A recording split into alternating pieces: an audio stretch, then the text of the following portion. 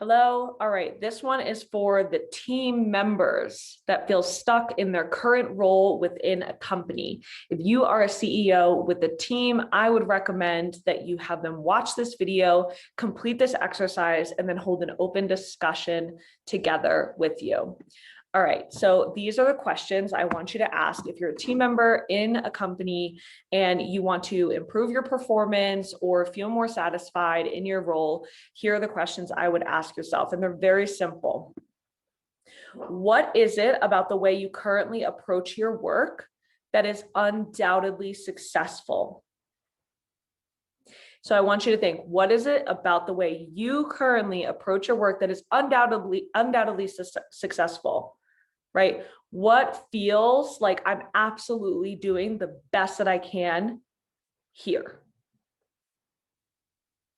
Think about it, write it down.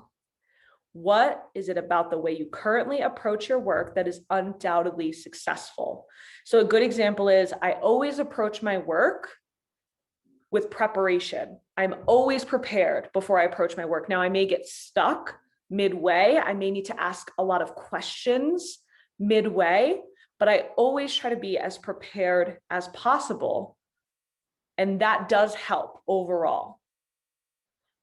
Okay, so that's an example. What is it about the way you currently approach your work that is undoubtedly successful?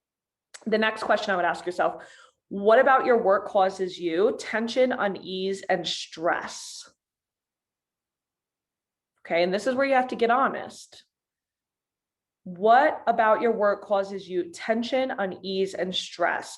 So examples of what you might be thinking here are, I feel like there's always so many moving pieces in the air and that it's hard to accomplish the mission at hand. Therefore, I never feel truly accomplished. Maybe it's, I feel confused on the team meetings and like I walk away with less clarity than I would like. And as a result, I feel like I'm bothering people when I ask them for questions and clarity. Okay. Maybe it's, I don't feel like my ideas are as respected or heard. I feel like it's hard for me to come up with ideas and speak up on them. Okay. So what about your work causes you tension, unease, and stress? Do you feel like you have a consistent flow of resources available to you in your role?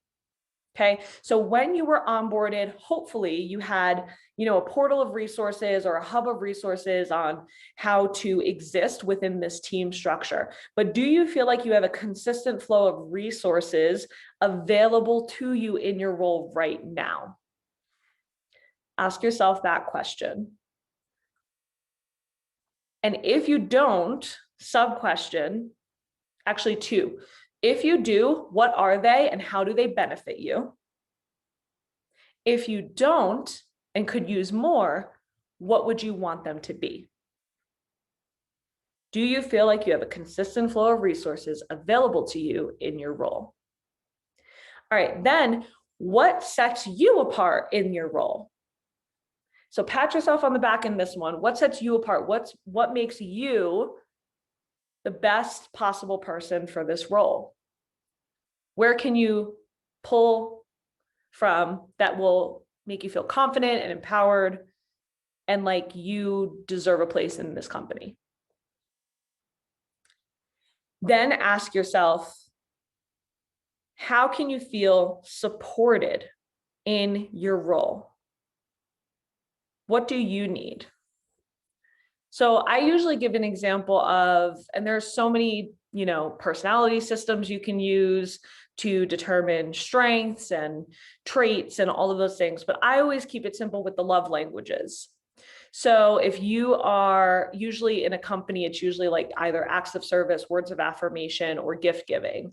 So which one are you? And if you are any of those things, what does that actually look like for you? So for example, when it comes to gift giving, which is my love language, gift giving to me doesn't necessarily mean buying me things. Sometimes gift giving means something as simple as, dropping, I guess it's a mixture of gift giving and words of affirmation. It's like the gift of words at times, or providing something small but meaningful. So what does that mean to you? How can you feel supported in your role? What do you need from the company in order to feel really satisfied and like you enjoy your place? Right? Think about that. Okay, so let's go over the questions one more time. What is it about the way you currently approach your work that is undoubtedly successful? What about your work causes you tension, unease, and stress? Do you feel like you have a consistent flow of resources available to you in your role? What do you feel sets you apart in your role? And how can you feel supported in your role? These are perfect examples for CEOs that they can use within their company on a simple Google form that they send out, whatever, monthly, quarterly, whatever you think is best, so that you can keep tabs on how you're supporting your team members. Because in order for, oftentimes CEOs come to me and they're like, I just want white space. Like I want enough space for inspiration, for creativity, for all of these things. They want more space, right? So a big part of the space that CEOs can, be provided with is by having a high performing team that can provide them that space, but then also utilizing that space to make sure you're continuing to build your company culture, to make sure that your team members are feeling supported in their role. All of those things really matter. So as much as CEOs need coaching, so do our team members. Maybe think about offering a coaching session yourself, if that's your specialty, or hiring someone, right, to coach your team members so that they can perform to the best of their ability. Because the reality is, if you're on my page, you are an entrepreneur. You're not somebody that is, a 9-to-5 executive, more than likely. And so as a result, you are, right, the company, you are setting the tone. And we're so used to being in a 9-to-5 and having the handbook and having the, the values and et cetera, but it's really just a passing thought. But when we are a small company, we set the tone. And so it's important that we keep on top of these things. Okay, so I hope this was helpful. If you enjoyed this video, make sure you subscribe, like, you can comment, all the YouTube things, and let me know what you thought.